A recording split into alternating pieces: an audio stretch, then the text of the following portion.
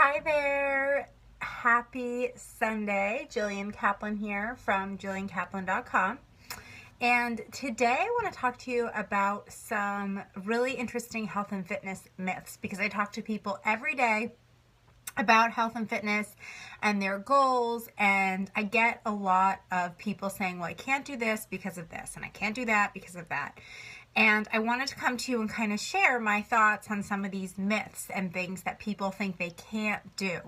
So if you are on, if you could just show me some love or drop where you are viewing from in the comments, that would be great. I always like to see where my audience is viewing from.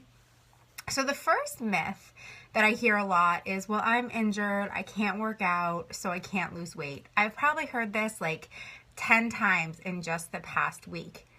The truth is that 80% of weight loss, 80, so that's, 4/5 of weight loss comes from your nutrition, what you eat, which is huge, what you eat, right? And so even if you can't work out, you can still lose weight. I will tell you that for the 12 weeks that I was in a wheelchair, unable to even stand, all I was able to do was pivot in and out of my wheelchair, I did not gain any weight. Now, I definitely lost muscle, but I did not gain any weight because I was keeping my eating on track, right? Because 80% of weight loss or weight maintenance or weight gain comes from what you eat and not from your workouts. So that means the other 20% comes from the workouts. It is always good to add in workouts, but in the very beginning, if you're just starting out or you're injured, you can still lose weight by eating healthy, eating the correct portions, and getting the results that you want.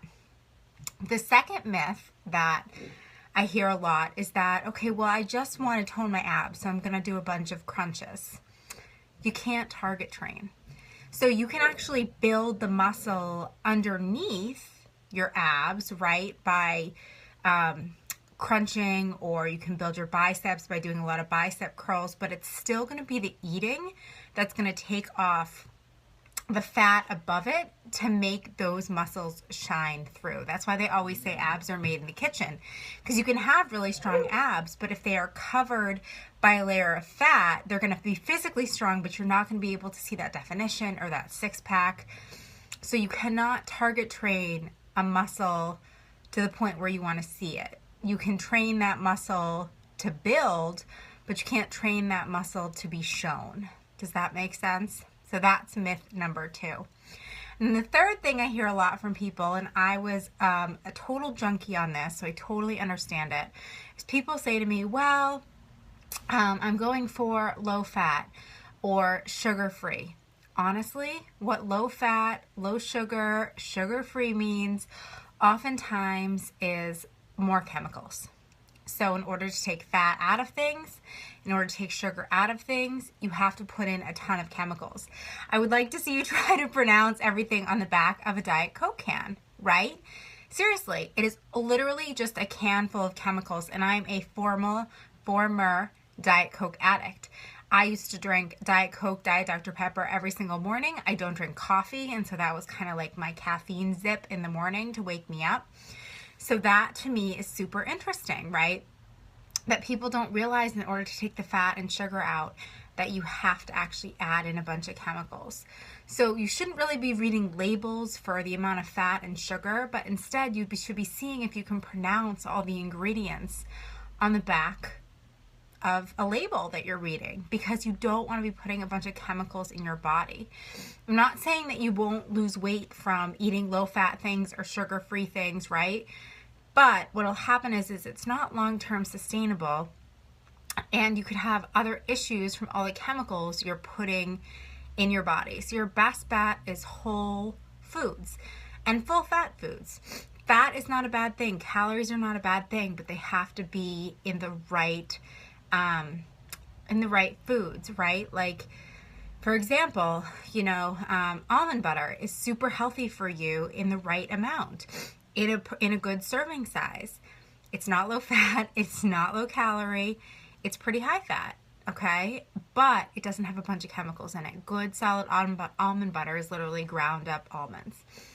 So I wanted to share like some of these myths with you today, because I was definitely a believer in these. I totally thought you had to exercise to lose weight, and I used to use it as an excuse. Well, my ankle hurts, my this hurts. I will tell you, I have a torn left shoulder, so I struggle with push-ups, and I used to be like, I can't lose weight because I can't work out. That is so untrue. Or on the other side, people that all they do is work out and they don't lose any weight because they're not changing their eating habits. 80% of weight loss comes from what you eat. So that's the first thing. You can't target train. So if you have an extra 5 inches on your waist, you can certainly do a lot of crunches to train those muscles under it.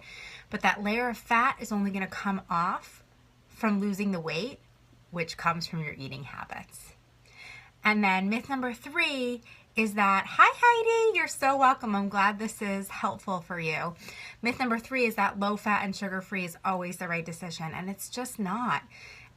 Truthfully, like I said, I did Weight Watchers for years, and they encourage a ton of low fat and fat free stuff. And I'm not going to say I didn't lose weight. I totally lost weight. But I plateaued and I would go up and down, right? Serial dieter. And my digestion was so messed up from all the chemicals. When I finally broke myself of my diet soda addiction, because it was a pure addiction, my digestion changed so much. I will tell you, I have IBS, and honestly, eating whole foods has completely changed the way my digestion functions. So I hope this was helpful for you guys. I hope you guys will start looking at labels for the ingredients and not necessarily just reading for fat and calories, because there's just so much out there that's so much more important, especially for a long-term sustainable goal. I'm not about quick fixes. I'm not about fad diets. If you're looking for that sort of quick fix pill fad diet thing, this is not the page for you. I mean that in the nicest way possible, but it's just the truth. I'm a recovering binge eater and diet pill addict, and I have been able to keep the weight off for years by eating these whole, filling, healthy foods. And I'm not hungry. I don't consider what I do a diet. I consider it a lifestyle, and I can maintain it long term, right? I don't have to limit myself when I go out to eat. I can enjoy myself and get back on track the next day and not feel guilty forever. So if you have any questions, let me know. If this was helpful for you, please drop me some hearts, some loves. Feel free to share it with any friends you think might benefit from this. And I hope that you have a wonderful rest of your Sunday. Bye.